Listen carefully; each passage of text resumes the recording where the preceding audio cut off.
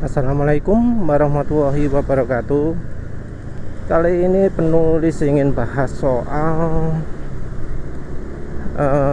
mengapa sih motor matic itu oli mesinnya bisa sampai yang matic 110 cc, oli mesinnya bisa sampai 10 W30, kalau lebih encer lagi ada yang pakai 0 W20. Sementara itu mobil seperti Ducati V4 itu oli rekomendasinya itu 10 W50 sel advance.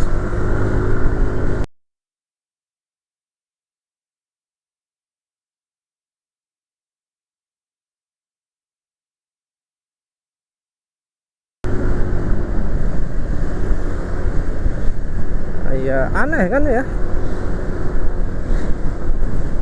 motor matic yang biasanya untuk harian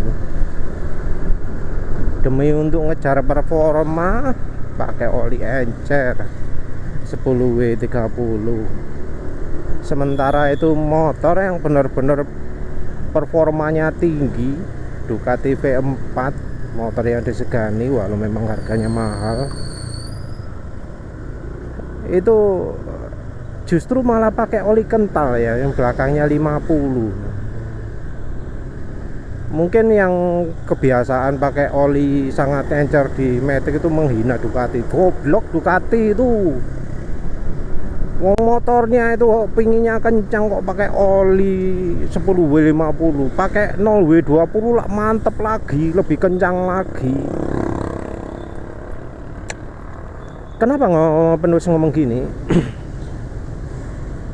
Karena ya barusan ini Ducati itu menyatakan bahwa penggantian servis itu cukup dilakukan setiap, sangat panjang ini ya, 60.000 km sekali.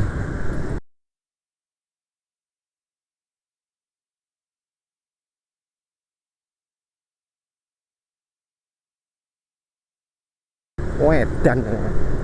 Ini ada websitenya Italia, penulis sertakan aja.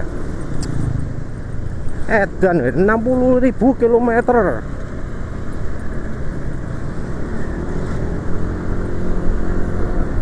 Nggak kebayang toh 60.000 km itu kayak apa. Tapi masih belum jelas ya 60.000 km servis itu yang diservis apa aja. Karena yang sekarang kalau 15.000 sekarang itu servisnya itu bukan servis ya, apa ya, ganti oli dari Ducati itu tiap 15.000 km sekali. Hebat enggak itu? 15.000 km Ducati V4 ganti olinya 15.000 km sekali. Sementara yang apa, motor matic yang sok kencang macam-macam itu ngomongnya 2.500 kalau sudah yang ngomongnya bengkel. Padahal di buku manual tulisnya 4.000 km.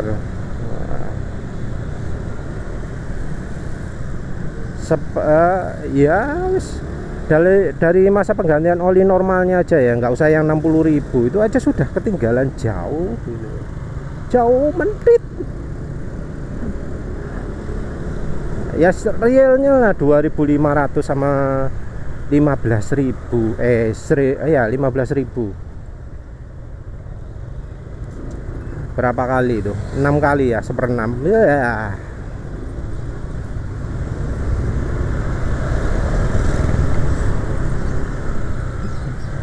Dan apa, perhatikan ya kapasitas oli ya.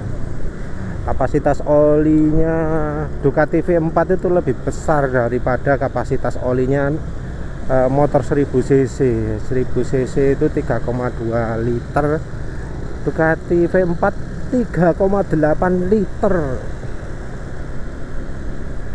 Ya mungkin itu juga ya kunci mengapa kok Ducati V4 olinya bisa tahan 15.000. Padahal ini motor kencang, motor jalan RPM tinggi, tenaganya nggak karu-karuan. Apa nggak merasa aneh itu yang apa, biasa pakai oli encer sekali untuk motornya? Kan banyak kita dengar Aku loh enak pakai Fastron Gold fully sintetik 0W20, enak, nyaman, pancang, dipakai oli mesin sama oli transmisi. Ya mungkin sih Fastron Gold itu bagus ya, karena ya bahannya PAO, harus diketahui stabilitasnya tinggi, kemampuannya tinggi, terus pastinya sudah pakai ester ya.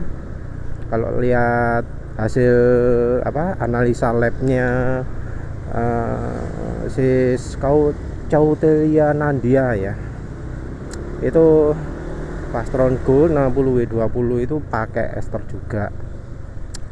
Ya oli PAU bagus, wajib pakai ester. Nggak pakai ester itu namanya oli PAU bohong-bohongan.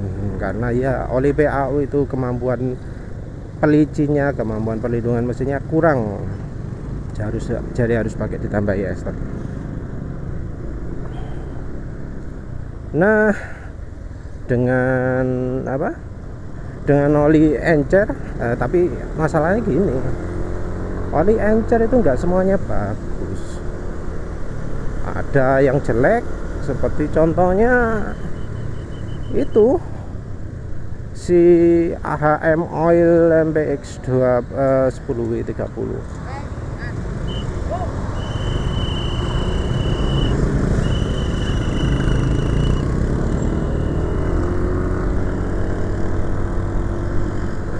Kalau ya membandingkan AHM Oil 10W30 walau lebih kental daripada Fastron Gold 0W20, rasanya ya enggak cocok lah ya. Beda jauh mungkin harganya, tapi enggak jauh-jauh banget ya, cuma seperempat. Kalau Fastron Gold itu 200 ribuan ya. Nah, balik lagi ke yang encer-enceran. Yang jadi masalah itu adalah oli encernya pabrikan itu enggak bagus. Kalau yang 0W20 nya Fastron Gold, walau belakangnya 20,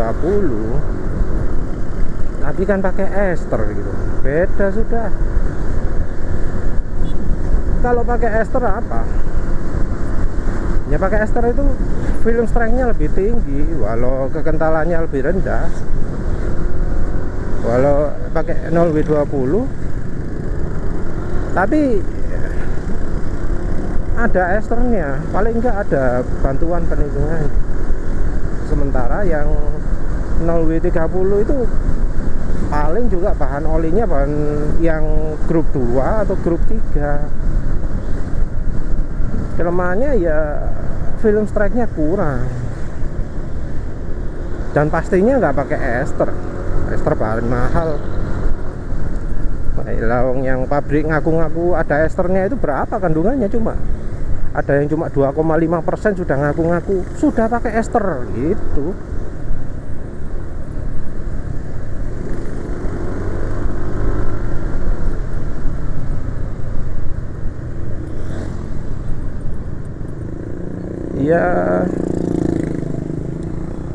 Ya nggak matching lah antara yang ngerti oli sama yang ngerti caranya buat oli sama enggak.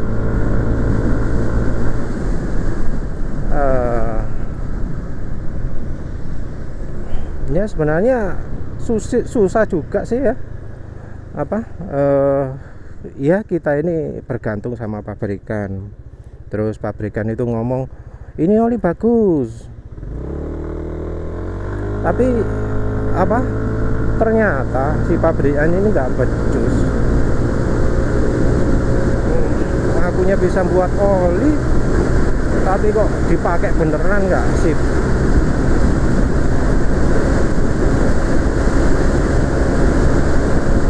Ya kita sih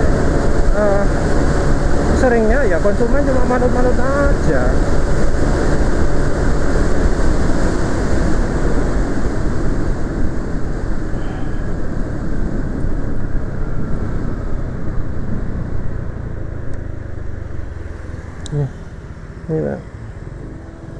Sini bukan tempatnya muter ya, nggak tahu.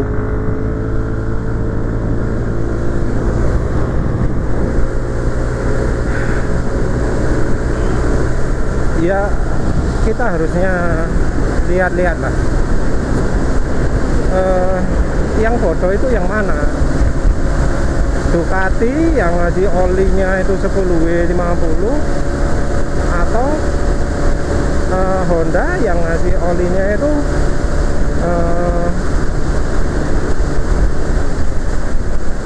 ngasih olinya 10W30 di motor Matic yang kapasitasnya cuma 115 cc.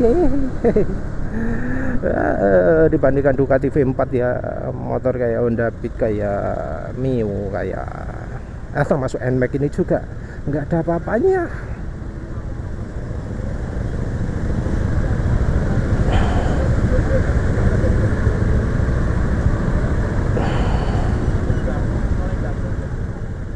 Jadi itu loh, kalau dari sisi warolian sih adalah sesuatu hal yang wajar ya, Ducati pakai 10W50 gitu. Nggak ada yang tahu jawabannya, nggak. Bukan soal kerapatan ya, nggak murni soal kerapatan aja. Ada memang daftar kerapatan. Penulis sertakan ya.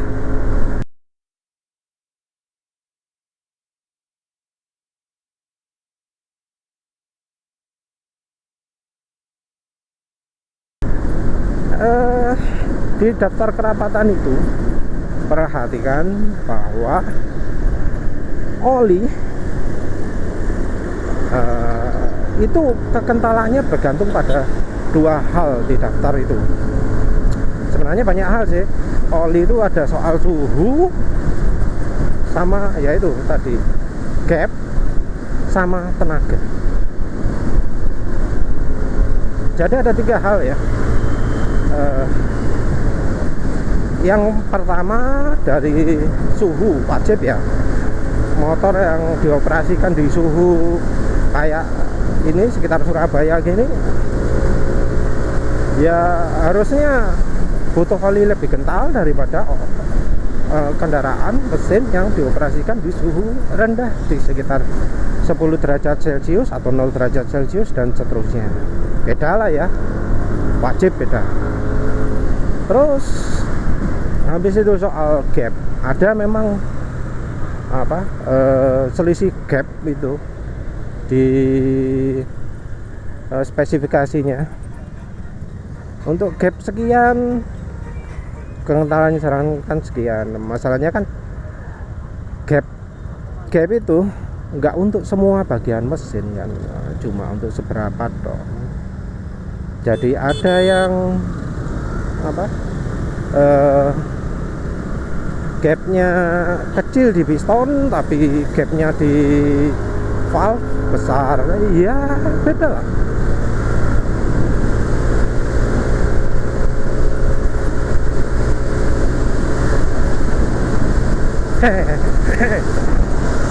Wah, kencang juga tuh.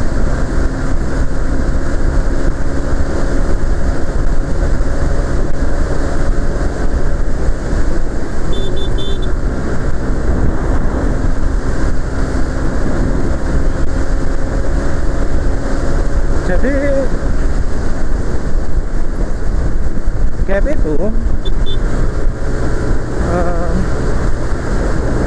nggak merata kan, ada bagian yang gapnya kecil, ada bagian gapnya besar. Sesudah itu ada dari sisi mesin aluminium itu gapnya kecil, butuh gapnya, yang gapnya kecil butuh kekentalan lebih tinggi daripada yang mesin besi, karena mesin aluminium itu lebih rapuh.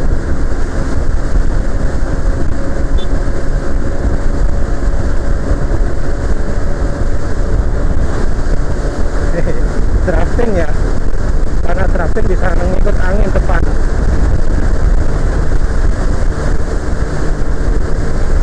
Jadi kekentalan itu selanjutnya apa, bedanya angkanya 10, cuma 10. Jadi yang apa, kekentalan tertentu, gap tertentu itu bisa beda cuma 10 tok. Harus beda 10, angka 10. Jadi yang aluminium misalnya 10W40, yang besi bisa 10W30. Nah, itu kalau dari teorinya, rumusnya.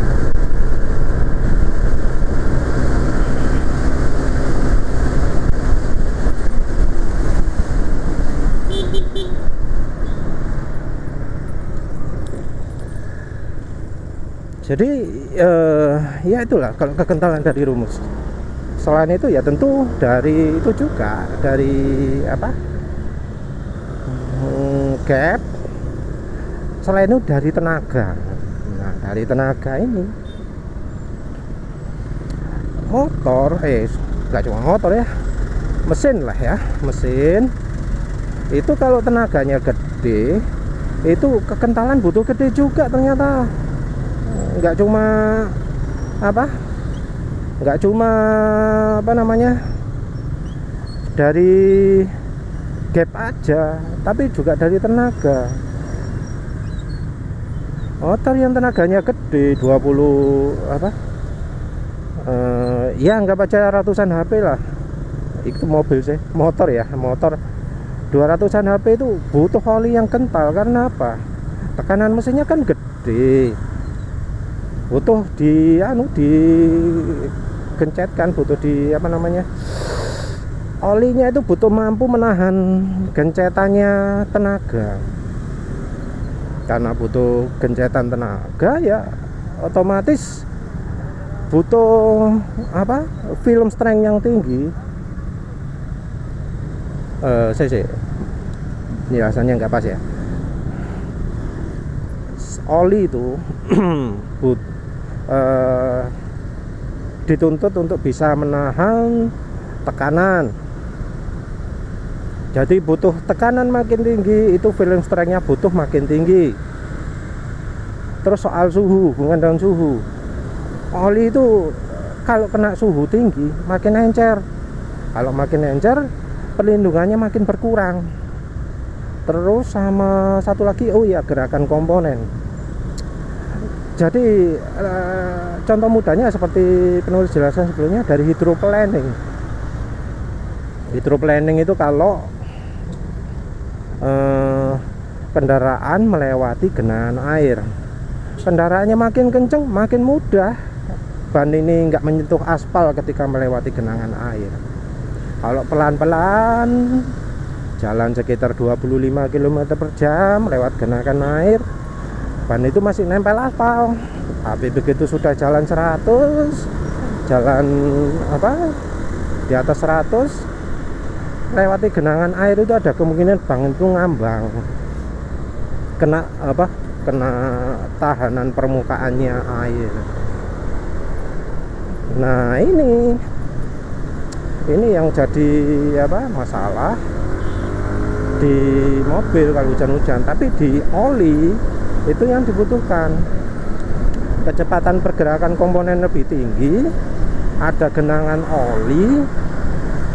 Kalau kecepatannya tinggi bisa melayang, jadi komponennya itu kena oli kan, ada genangannya.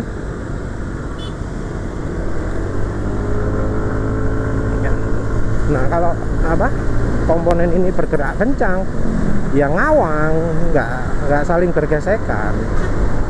Tapi kalau apa, pelan, RPM rendah, jadi gesekan. Jadi mesin itu lebih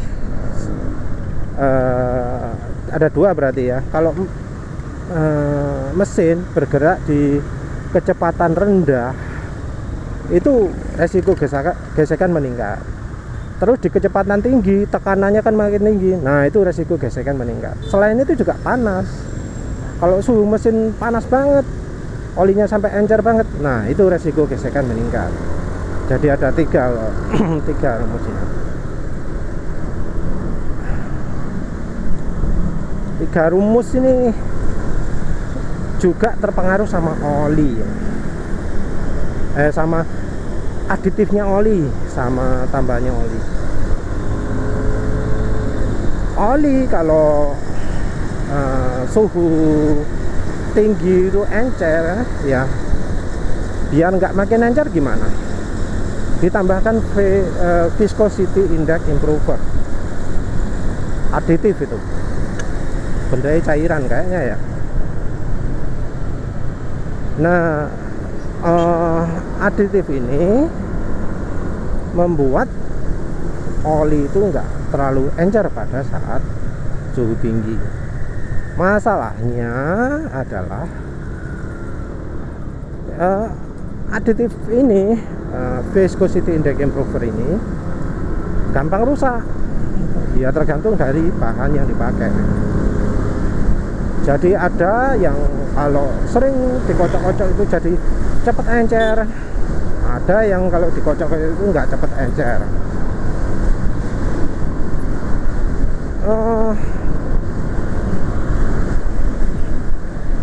Ya itulah, encernya oli itu jadi dipengaruhi dipengaruhi dua. Yang pertama suhu, yang kedua viscosity index improver, kualitas viscosity index improver. Kalau yang pertama jelas kena panas makin encer.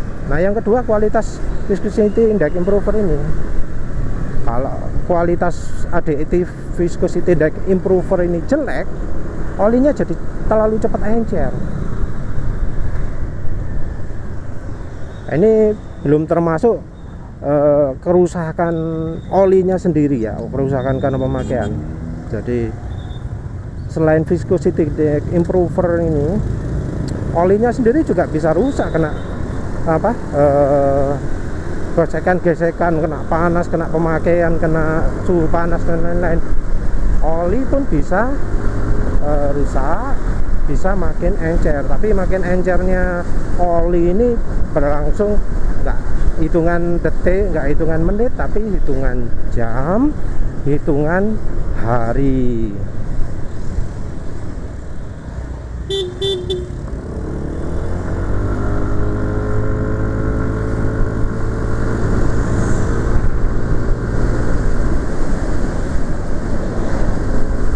Jadi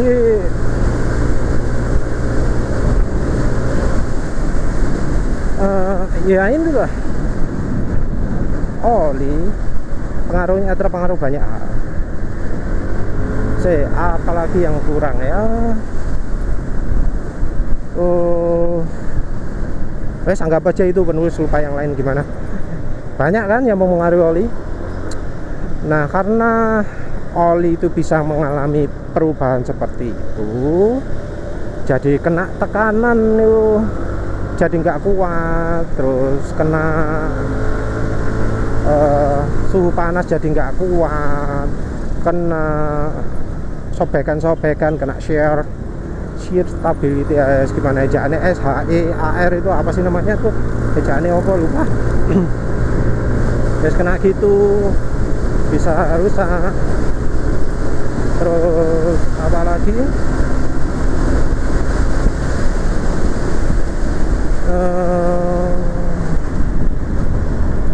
apa tadi, suhu, tekanan, ya sama kecepatan. Kalau kecepatan kita nggak ngatur ya, karena ya makanya ya masa kalau macet dipaksa ngebut ya nggak bisa kan.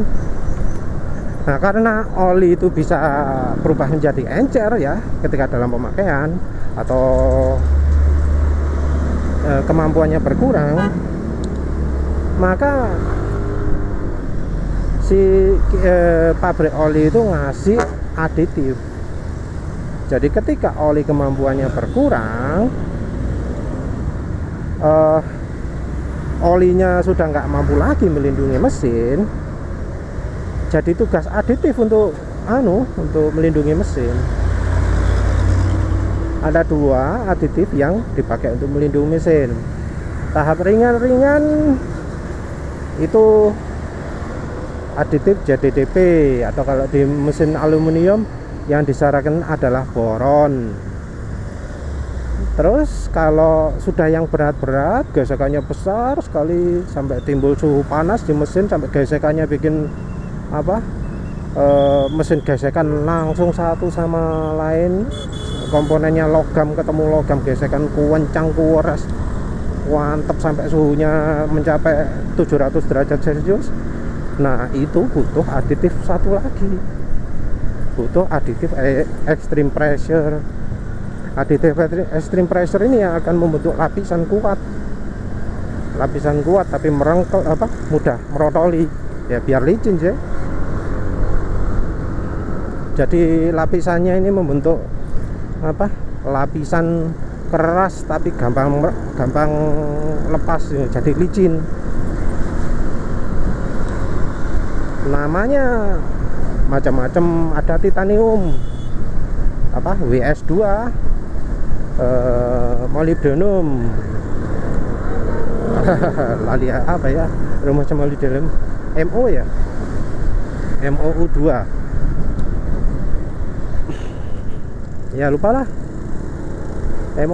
MOS2 apa MOU2 ya, lupa pokoknya. Ada molybdenum, ada titanium. Nah titanium apa tuh Austin? Lupa pokoknya ada dua macam lah yang penulis tahu, additive extreme pressure. Nah additive extreme pressure itu yang populer sih molybdenum ya, intinya sama sih. Nah aditif ini membuat oli kuat, tapi di Indonesia ini jadi banyak yang buat oli mesin itu terlalu mengandalkan aditif oli-molian ini. Jadi memang oli mereka yang mereka jual itu nggak layak pakai. Oli mereka jelek, nggak mampu melindungi mesin dalam kondisi normal, karena itu mereka jadi mengandalkan aditif. Ya mau gimana lagi lah. Shell itu termasuk merek yang penulis kurang respect. Nyobanya sih masih AX5 ya, penulis belum coba yang Ultra, tapi lihat beda harganya cuma segitu, penulis ya ragu juga. Soalnya gini, penulis yakin Shell AX5, Shell Advance AX5 ini dari sisi viscosity index improvernya penulis rasa jelek, karena ketahuan dah dipakai RPM rendah halus, pakai jalan pelan halus, tapi begitu habis dipakai kencang suara mesinnya kasar. Enggak lama kadek.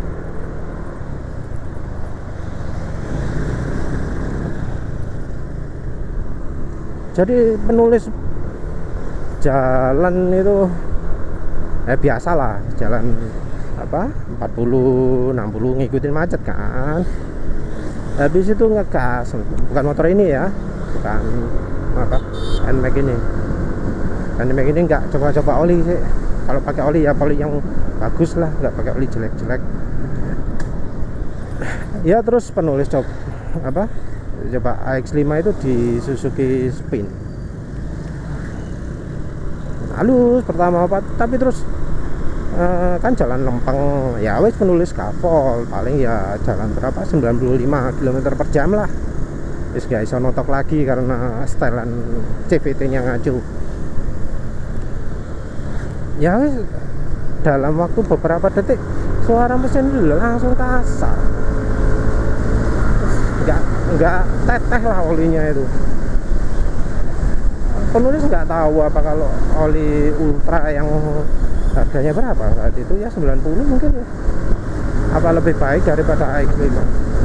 AX5 saat itu menurut penulis sudah mahal tuh, 48 atau berapa gitu ya, hampir 50.000. Sudah penulis nggak mahal, soalnya biasanya pakai meteran super. Pakai meteran super wes enak, gaspol suara tuh mesinnya tetap halus. Habis pakai kencang-kencang sampai tujuannya tetap halus. Ya mirip-mirip inilah Ini penulis pakai Fastron Techno 15W50. Suara mesin sampai sekarang masih halus. Padahal tahu sendiri kan tadi ngejar NMAX baru. Jalan berapa tuh ya? 111 mungkin ya. Itu yang naik NMAX baru itu rotok nekat. Tahu kendaraan nutup gak dibel, mbok ya dipakai belnya mas. Ngerti kendaraan depan mau menghalangi. Masa yang ngebel penulis itu. Tapi sana malah ya merasa tertekan ya. Motorku oleh hanyar, tenaga oleh apa kuat tapi kok kekejar karo NMAX lawas, malu ya. Iya wis terserah lah. Itu di lain topik. Ya jadi oli yang bagus itu harusnya dipakai kencang, suara mesinnya tetap halus. Kalau sampai kasar gitu ya jelek. Nah sekarang kembali lagi ke olinya Ducati itu 10W50. Ada ya soal gapnya mesin penulis nggak tahu, tapi yang jelas mesinnya Ducati itu tenaganya gede, 200 HP atau berapa ya, lebih lah. Ada yang nyebut 215 untuk versi khusus atau apa, pokoknya gede lah tenaganya. Top speed juga 350. Dia pakai oli 10W50. Waduh, apa nggak ketahan itu tenaganya? Enggak ya, karena itu pabrikan itu harus mempertimbangkan oli itu harus bisa mencegah pertemuan logam dengan logam. Karena bagaimanapun juga kalau logam sudah ketemu logam, walau ada aditifnya, nggak akan bisa selicin kalau logamnya belum ketemu logam. Itu intinya, itu poinnya, itu yang paling penting itu. Jadi penulis sertakan aja ya, ada grafiknya lah.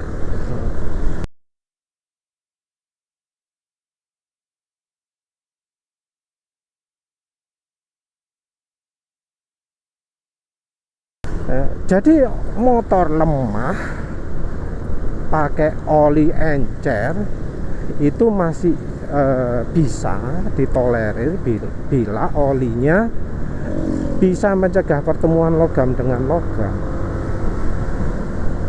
Kalau nggak bisa ya berarti yang merekomendasikan oli itu nggak bener gitu. Dan penulis merasa pakai oli 10W30 yang kualitasnya cek-cek, yang ya nggak ada esternya, terus viscosity index improvernya jelek, terus apalagi bahannya juga cepat pecah, nggak awet. Itu nggak layak dipakai untuk motor itu. Masih motor matic, kecepatannya pelan, nggak layak. Kecuali kalau encer gitu tapi film strike-nya kuat, viscosity index improvernya bagus, jadi 10W30 nya tetap dipakai kencang ya tetap 30. Nah, tapi kan yang oli bawaan 30 terus turun jadi 20, jadi 10 saat dipakai ya nggak cocok lah. Ya wis lah, gitu aja. Jadi semoga paham ya. Ducati pakai 10W50 itu karena memang harus gitu, karena yang dibutuhkan adalah olinya harus benar-benar bisa mencegah pertemuan logam dengan logam. Kalau nggak gitu ya performanya kurang, nggak bisa pakai ngandalkan aditif kayak moli dan seterusnya. Harus dari bahan olinya yang bagus. Harusnya sih motor matic biasa juga gitu, tapi kan kita dikasih barang-barang murah ya harus cari oli murah yang bagus. Penulis ya pilihnya Mestran Super dan Fastron Techno 15W50. Jadi sudah itu aja, terima kasih sudah menonton. Assalamualaikum warahmatullahi wabarakatuh.